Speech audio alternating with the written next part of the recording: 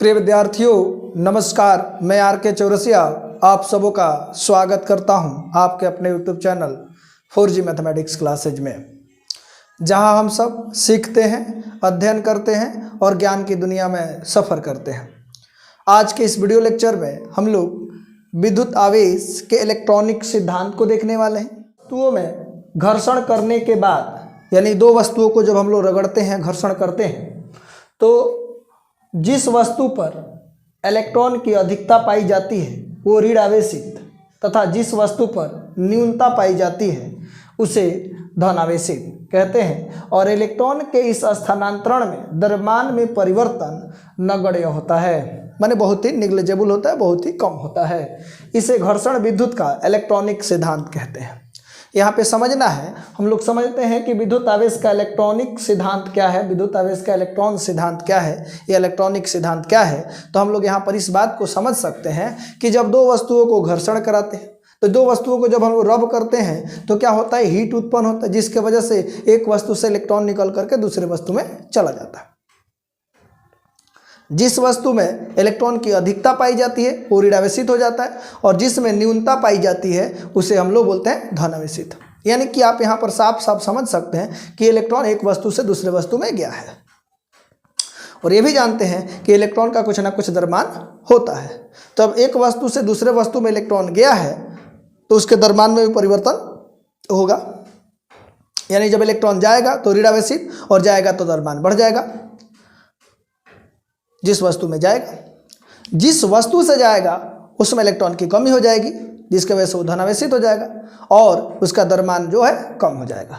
तो यहाँ पर वही समझते हैं, दो वस्तुओं में घर्षण कराने के बाद जिस वस्तु में इलेक्ट्रॉन की अधिकता पाई जाती है वो ऋण आवेशित, और जिस वस्तु पर इलेक्ट्रॉन की न्यूनता पाई जाती है, कमी पाई जाती है, वो धन आवेशित। और इलेक्ट्रॉन के इस स्थानांतरण में जो इलेक्ट्रॉन ट्रांसफर होता है, इसमें द्रव्यमान में जो परिवर्तन होता है बहुत ही कम होता है, और इसे हम लोग घर्षण विद्युत का इलेक्ट्रॉनिक सिद्धांत कहते हैं। हम लोग जानते हैं कि इलेक्ट्रॉन पर जो आवेश होता है उसे एक इकाई ऋण आवेश कहते हैं, कि इलेक्ट्रॉन पर जो आवेश होता है वो ऋण आवेशित होता है, और इलेक्ट्रॉन पर जितना आवेश होता है उसको एक इकाई कहा जाता है। उसको सामान्यतः -e के द्वारा सूचित किया जाता है। किसके द्वारा? -e के द्वारा। प्रोटॉन पे जो आवेश होता है उसे एक इकाई धन आवेश कहते हैं। एक इकाई धन आवेश के बराबर होता है, यानी इसे +e के द्वारा सूचित करते हैं। इसको सूचित करते हैं तो -e के द्वारा, और इसको सूचित करते हैं +e के द्वारा। यहाँ पर हम समझ सकते हैं कि ये जो e है इसका जो मान हो सकता है वो ±1.6 × 10⁻19 कूलम। ई फॉर इलेक्ट्रॉन नहीं कर रहे, एक इकाई बोल रहे हैं। तो एक इकाई धन आवेश +1.6 × 10⁻19 कूलम होगा, और एक इकाई ऋण आवेश कहेगा तो माइनस, और धन आवेश कहेगा तो प्लस हो जाएगा। यहाँ पर इस बात को समझ लिए। हम लोग देखते हैं कि किसी भी पदार्थ का जो फॉर्मेशन होता है किन किन कणों से होता है, तो हम लोग देखते हैं कि पदार्थ जो होता है अणु से मिलकर के बने होते हैं, और अणु जो है परमाणु से मिलकर के बने होते हैं। और आपको बता दें कि परमाणु के अंदर 32 कण होते हैं, यानी 32 मूल कणों से मिलकर के बना होता है। ये वेरी वेरी इंपॉर्टेंट है। यहाँ तक हम लोग पहुँचते हैं कि परमाणु जो है 32 कणों से मिलकर के बना होता है। इसमें हम लोग 3 प्रमुख है, इलेक्ट्रॉन, प्रोटॉन, न्यूट्रॉन। कितने प्रमुख है? 3 देख रहे हैं, इलेक्ट्रॉन, प्रोटॉन, न्यूट्रॉन और अन्य कण है। इसमें और भी हम आपको याद दिलाते हैं, जैसे हम लोग देखते हैं क्वार्क 6 प्रकार के होते हैं। अभी थोड़ी देर के बाद हम लोग समझेंगे क्वार्क मॉडल क्या होता है, और क्वार्क 6 प्रकार के, और उसका एंटी क्वार्क 6 प्रकार के। इलेक्ट्रॉन जो बना होता है लेप्टॉन से बना होता है, वो भी कई प्रकार के होता है। तो ये यहाँ पर उतना डिटेल में हम लोग जाने की प्रयास नहीं करेंगे, लेकिन एक छोटा सा जो है ये क्वार्क मॉडल को समझ लेंगे। अब देखो, कोई भी परमाणु है, कोई भी परमाणु की संरचना देखते हैं तो उसका एक नाभिक होता है। नाभिक के अंदर जो होता है प्रोटॉन और न्यूट्रॉन होता है। प्रोटॉन पे क्या होता है? धन आवेश। न्यूट्रॉन पे कोई चार्ज नहीं होता है, इसलिए नाभिक जो होता है, परमाणु का नाभिक जो है वो धन आवेशित होता है। नाभिक कैसा चार्ज होगा? नाभिक जो होता है धन आवेशित होता है। और इलेक्ट्रॉन जो होता है वो उसके चारों तरफ एक निश्चित कक्षाओं में चक्कर लगाते हैं। तो इस कक्षाओं का नाम हम लोग K, L, M, N, O, P, Q, R, S, और इसको K को हम लोग n = 1, n = 2, n = 3 इस तरीक़ा से हम लोग नोट करते हैं। अगर किसी कक्षा में इन सब जो ऑर्बिट आप देख रहे हैं, ये कक्षा जो देख रहे हैं, इसको हम लोग कक्षाएं कहते हैं। और किसी कक्षा में इलेक्ट्रॉन की जो संख्या होती है 2n² होती है। यानी कि प्रथम कक्षा में अगर कोई पूछेगा कि इलेक्ट्रॉन कितना रह सकते हैं तो n के जगह पर 1 रखेंगे, तो 1 का स्क्वायर 1 गुणे 2, यानी प्रथम कक्षा में इलेक्ट्रॉनों की जो संख्या होगी वो 2 होगी। दूसरे कक्षा में कोई बोलेगा तो 2 का स्क्वायर 4 और 4 दूनी 8, दूसरे कक्षा में 8 इलेक्ट्रॉन होगी। तीसरे कक्षा में कहेगा तो n के जगह पर 3 रखेंगे, तो 3 3 का 9 और 9 दूनी 18 इलेक्ट्रॉन होगी। ठीक है, अब हम लोग समझते हैं कि क्वार्क मॉडल क्या होता है। क्वार्क मॉडल को हम लोग देखेंगे। ठीक है, चलिए। क्वार्क मॉडल, मरे गेलमान एक वैज्ञानिक थे, मरे गेलमान तथा जॉर्ज ग्वेग, यानी कि ये क्वार्क मॉडल है, 2 वैज्ञानिकों ने मिलकर के दिया था। एक थे मरे गेलमान तथा दूसरे थे जॉर्ज ग्वेग ने सन 1964 में 1964 में कुछ ऐसे कणों की पुष्टि की। इन दोनों वैज्ञानिकों ने कुछ ऐसे कणों की पुष्टि की जिस पर जो आवेश थे, जिस पर प्लस माइनस E/3 कूलम और प्लस माइनस 2E/3 कूलम, जो मूल आवेश से कम है। हमने शुरुआत में बताया था कि मूल आवेश E पर के आवेश के बराबर होता है, उससे कम आवेश संभव नहीं है। लेकिन ये 2 वैज्ञानिकों ने देखा कि उससे भी कम आवेश, जैसे कि E/3 coulomb plus minus E/3 coulomb और प्लस माइनस 2E/3 कूलम आवेश हो सकता है, और इन कणों को नाम उन्होंने क्वार्क रखा। तो जो कण जिस पर इन्होंने आवेश देखा था प्लस माइनस E/3 कूलम और प्लस माइनस 2E/3 कूलम, उन कणों को नाम उन्होंने क्या रख दिया भाई? क्वार्क रखा। उनका नाम उन्होंने रख दिया क्वार्क। अब इन्हीं से न्यूक्लियनों की संरचना होती है। न्यूक्लियन दैट मीन्स आप मूल कण बोल सकते हैं। मूल कण जो होते हैं न्यूक्लियन, इन्हीं क्वार्क से मिलकर के बने होते। आगे और बेहतरीन तरीका से समझेंगे। अभी देखते हैं, ये 6 प्रकार के होते हैं। तो 3 ऑफ टाइप के क्वार्क होते हैं और 3 डाउन टाइप के क्वार्क होते हैं। तो 3 ऑफ टाइप के क्वार्क कौन कौन है? एक होता है ऑफ क्वार्क, एक होता है चार्म क्वार्क, एक होता है टॉप क्वार्क। ऑफ क्वार्क को यू क्वार्क, इसको चार्म क्वार्क को हम लोग सी क्वार्क बोलते हैं, और टॉप क्वार्क को हम लोग टी क्वार्क भी बोलते हैं। और 3 डाउन टाइप क्वार्क होते हैं, और इसमें क्या होगा? एक डाउन टाइप क्वार्क और दूसरा है स्ट्रेंज क्वार्क और वह बॉटम क्वार्क, यानी कि ये 3 जो है ये डाउन टाइप क्वार्क है। ऑफ टाइप क्वार्क पर जो आवेश होता है plus 2E/3 coulomb, 2E/3 coulomb होता है, और डाउन टाइप क्वार्क इन तीनों आवेशों पर जो होता है वो कितना हो जाता है? -E/3 coulomb. अब हम लोग समझते हैं कि जो ऑफ क्वार्क है तथा डाउन क्वार्क, इन दोनों का जो द्रव्यमान होता है सबसे कम होता है। इन ऑफ क्वार्क और डाउन क्वार्क का जो द्रव्यमान होता है सबसे कम होता है और अधिक अस्थायी होते हैं। इस बात को ध्यान देना है। और अन्य जो कण है, ये तो 2 क्वार्क हो गए, ऑफ क्वार्क और डाउन क्वार्क। अन्य जो भारी कण है, अन्य भारी क्वार्क जो है वो क्षय प्रक्रिया के द्वारा तेजी से विघटित होते हैं। बाकी जो 4 है वो क्षय प्रक्रिया के द्वारा विघटित होते हैं, और विघटित होकर के you quark and D quark में क्या होते हैं? परिवर्तित हो जाते हैं।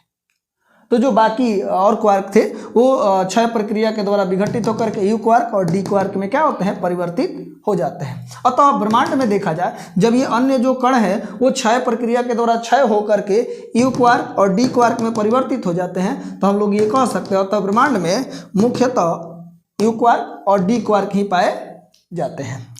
प्रत्येक क्वार्क कण जो है, प्रत्येक क्वार्क का एक एंटी क्वार्क होता है, माने इसके ऑपोजिट नेचर का एक क्वार्क होता है। यानी प्रत्येक क्वार्क, यानी कि 6 है तो 6 एंटी क्वार्क भी होगा। अब देखो, प्रोटॉन जो होता है 2 ऑफ क्वार्क और एक डाउन क्वार्क से मिलकर के बना हुआ है। तो प्रोटॉन में अगर देखा जाए, प्रोटॉन किससे बना होता है? तो प्रोटॉन 2 ऑफ क्वार्क होते हैं और एक डाउन क्वार्क होता है, उनसे मिलकर के बना होता है। इस पर चार्ज भी अगर देखेंगे तो यहाँ से निकाल सकते हैं। ऑफ क्वार्क पर जो चार्ज होता है हमने बताया प्लस 2E/3, और डाउन क्वार्क पर ये होता है, डाउन टाइप क्वार्क पर ये होता है।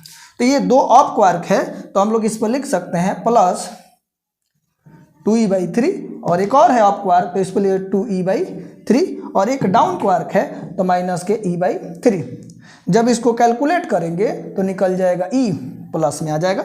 और इसमें 2 डाउन टाइप क्वार्क हैं और एक ऑफ क्वार्क है, तो ऑफ क्वार्क में बोल देंगे तो हो जाएगा प्लस 2E/3, और इस पर हो जाएगा माइनस के E/3, और ये हो जाएगा माइनस के E/3। कैलकुलेट करेंगे तो ये निकल करके आ जाएगा 0। तो यानी कि न्यूट्रॉन पे कोई चार्ज नहीं होता है, और ये इलेक्ट्रॉन जो होता है लेप्टॉन से मिलकर के बना होता है। देखिए, मैंने एक बुक आप सबों को छोटा सा एक मोटिवेशनल स्टोरी शेयर करने का प्रयास कर रहा हूँ, आप इस बात का ध्यान दीजिएगा। पहले तो आपको एक छोटा सा मोटिवेशन, यानी टॉप करने वाले कोई अलग काम नहीं करते हैं, वे हर काम को अलग ढंग से करते हैं। तो यदि आप टॉप देखने का ख्वाब रखते हैं, और मैंने ये बैच स्टार्ट किया है 90% से अधिक लाने की प्रयास कर रहा हूँ कि सभी बच्चे जो मेरे से जुड़े हैं वो 90+ से अधिक नंबर लेकर के आए। तो टॉप करने वाले कोई अलग काम नहीं करते हैं, वे हर काम को अलग ढंग से करते हैं। थोड़ा सा तरीका बदलना पड़ेगा। देखिए, मेहनत करोगे तो मेहनत का दूसरा कोई जोड़ नहीं है। आपको मैं एक बाइबल की एक छोटा सा स्टोरी है उसको शेयर करना चाहता हूँ। एक गोलीपत नाम का राक्षस रहता है, एक डेविड नाम का लकड़हारा रहता है और भेड़िया चढ़ाता है। डेविड कहीं दूसरे शहर में रहता है, जब अपने गांव आता है तो भेड़ियों को लेकर के जंगल में जाता है। तो जब जंगल में जाना शुरू करता है तो उसके गांव वाले बोलते हैं कि उधर नहीं जाइए, उधर एक राक्षस रहता है, गोलीपत नाम का एक राक्षस रहता है, जो भी व्यक्ति उधर जाता है तो उसको मार करके फेंक देता है, मार करके खा जाता है। तो डेविड ने उन लोगों से सवाल किया कि आप जब ऐसा करता है तो आप सब मिल करके क्यों नहीं उस राक्षस को मार देते हैं। तो लोगों ने डेविड को बोला कि वो राक्षस इतना बड़ा है कि उसे कोई मार नहीं सकता है। वो राक्षस इतना बड़ा है कि कोई उसे मार नहीं सकता है। तो डेविड कहता है तो मैं तो अकेले ही मार दूंगा, और गुर्देल लेता है, गुलेल जिसको बोलते हैं, और गोली भरता है, पूरे पॉकेट में गोली ले लेता है और चल देता है जंगल के तरफ। और जब उसको वो गोलीपत नाम का राक्षस दिखाई देता है, दूर से ही गदागद उसको मारना शुरू करता है और मार करके गुलेल से ही उसको ख़त्म कर देता है। तो जब वापस आता है तब लोग जब उससे पूछते कि तूने ऐसे क्यों कर दिया, कैसे कर दिया, तो उन्होंने कहा कि जब आप लोग कह रहे थे कि वो इतना बड़ा है कि उसे कोई मार नहीं सकता है, तब मैं ये सोच रहा था कि वो इतना बड़ा है कि मैं गुर्देल से ही मार दूंगा, क्योंकि इतना बड़ा है कि उससे कोई निशाना चुकेगा ही नहीं। तो केवल सोच का फर्क होता है, यानी नज़र बदलोगे नज़ारा बदल जाएगा, नज़र बदलोगे नज़ारा बदल जाएगा, समझे। तो नज़र बदलने की ज़रूरत है। तो यानी कि जो टॉप करते हैं वो क्या करते हैं, उसी काम को अलग ढंग से करते हैं। ये शिव खेड़ा की बहुत ही बेहतरीन एक उनकी पुस्तक है, आपकी जीत, यू कैन विन। उसमें लिखा है कि टॉप करने वाले अलग काम नहीं करते हैं, उसी काम को अलग ढंग से करते हैं। You never fail until stop trying. तो चलिए हमारा जो नेक्स्ट टॉपिक है उसके तरफ बढ़ते हैं। और आप सब अगर चाहते हैं कि बढ़िया रिजल्ट लाएं तो आपको मेहनत करना पड़ेगा, जी तोड़ मेहनत करना पड़ेगा। आपको नहीं पता है कि कौन आपसे ज़्यादा मेहनत कर रहा है, इसलिए आपको अपना 100% देना पड़ेगा, क्योंकि प्रत्येक व्यक्ति के जीवन के अकाउंट में प्रत्येक दिन गॉड जो है 24 घंटा क्रेडिट करता है। और आप उसका उपयोग कैसे करते हैं ये आपके उपयोग पर निर्भर करता है कि आप कितना सफल होंगे, क्योंकि प्रत्येक व्यक्ति के जीवन में गॉड जो है 24 घंटा ही क्रेडिट करते हैं। तो चलिए नेक्स्ट टॉपिक जो है उसको समझते हैं कि क्या है। तो नेक्स्ट टॉपिक के बारे में हम लोग समझेंगे कि जो मूल कण हैं, मूल कण मुख्यतः 3 प्रकार के होते हैं, इलेक्ट्रॉन, प्रोटॉन और न्यूट्रॉन। तो इलेक्ट्रॉन का खोज किसने किया, प्रोटॉन का खोज किसने किया, इलेक्ट्रॉन पे कितना आवेश होता है, प्रोटॉन पे कितना आवेश होता है, न्यूट्रॉन पे कितना आवेश होता है, इन दोनों का द्रव्यमान कितना होता है, इन सबों के बारे में जानेंगे। तो चलिए देखते हैं। मूल कण 3 होते हैं, इलेक्ट्रॉन, प्रोटॉन, न्यूट्रॉन। मूल कण जो इलेक्ट्रॉन, प्रोटॉन, न्यूट्रॉन है, इनकी खोज करता कौन है, इसके लिए एक डायलॉग है, ईटा पर गोल्डी नाचे। एक छोटा सा डायलॉग है, ईटा पर गोल्डी नाचे। यानी इलेक्ट्रॉन का खोज ई माने क्या है इलेक्ट्रॉन, टा माने टॉमसन, यानी जे टॉमसन या थॉमसन इसको बोलते हैं। पर गोल्डी, पर माने प्रोटॉन और गोल्ड माने गोल्डी मतलब गोल्डस्टीन, और न्यूट्रॉन, नाचे माने ना माने न्यूट्रॉन, अच्छे माने चैडविक, यानी कि जेम्स चैडविक। हम लोग ऐसे समझ सकते हैं इलेक्ट्रॉन का जो खोजकर्ता है, डिस्कवरर है, वो क्या है, जे थॉमसन है, और प्रोटॉन का है गोल्डस्टीन, और न्यूट्रॉन का है जेम्स चैडविक। हम लोग इस बात को भी जानते हैं कि इलेक्ट्रॉन पे जो आवेश होता है वो निगेटिव होता है और कितना होता है, मूल आवेश के बराबर। और मूल आवेश कितना के बराबर होता है, तो 1.6 × 10⁻⁻19 कूलम।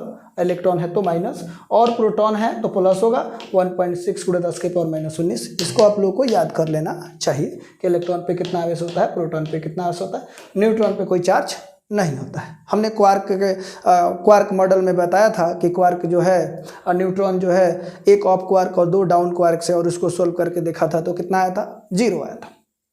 और इलेक्ट्रॉन जो है लेप्टॉन से बना होता है और प्रोटॉन जो होता है जिसमें 2 अप क्वार्क होते हैं, 1 डाउन क्वार्क होता है, उसको भी मैंने अभी देखा था। इलेक्ट्रॉन का द्रव्यमान होता है 9.1, लगभग 9.1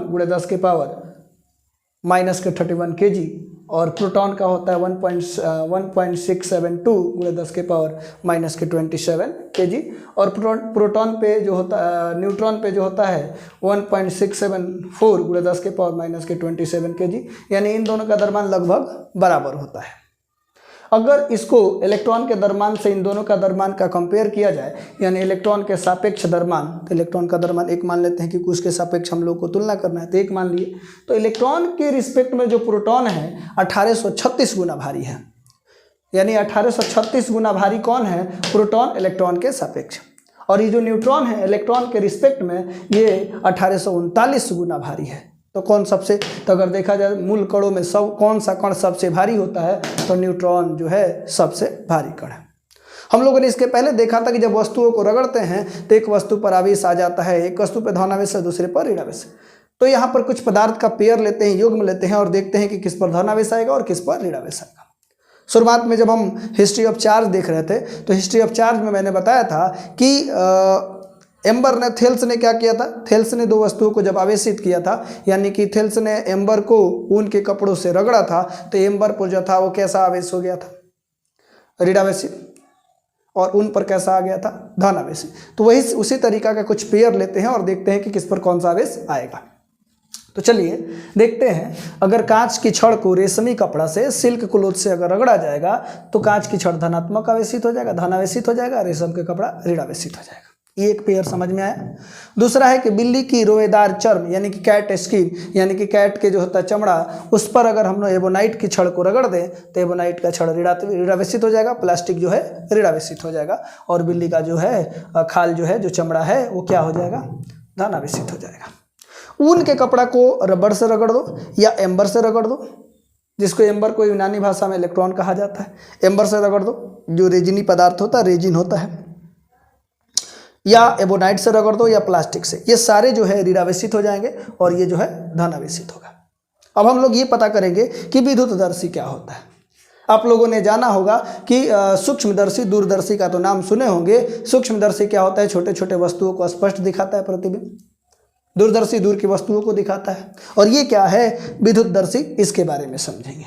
तो विद्युतदर्शी एक ऐसा विद्युतीय यंत्र है जिसकी सहायता से हम लोग आवेश की उपस्थिति का पता लगाते हैं। और बता दें कि बिहारी लोग इस मामले में बहुत टैलेंटेड होते हैं, और ये लोग क्या करते हैं, चार्ट करके बता देते हैं कि आवेश है कि नहीं है। पहले नोकिया या कोई भी बैटरी रिमूवेबल जो आता था, जिसको बैटरी हम लोग निकाल सकते थे मोबाइल से, उसको निकाल करके अगर एक बार बंद हो जाता था और चार्ज नहीं होता था तो निकाल करके चार्ट करके देखते थे और पता करते थे कि चार्ज है कि नहीं, जो चार्ट करके बता देते थे। लेकिन ऐसा नहीं है, उसको पता करने के लिए किसी वस्तु पर आवेश है कि नहीं है, इसको पता करने के लिए हम लोग इस यंत्र का उपयोग करते हैं, विद्युतदर्शी। तो हम लोग समझेंगे कि विद्युतदर्शी किसे कहते हैं और ये कितने प्रकार का होता है।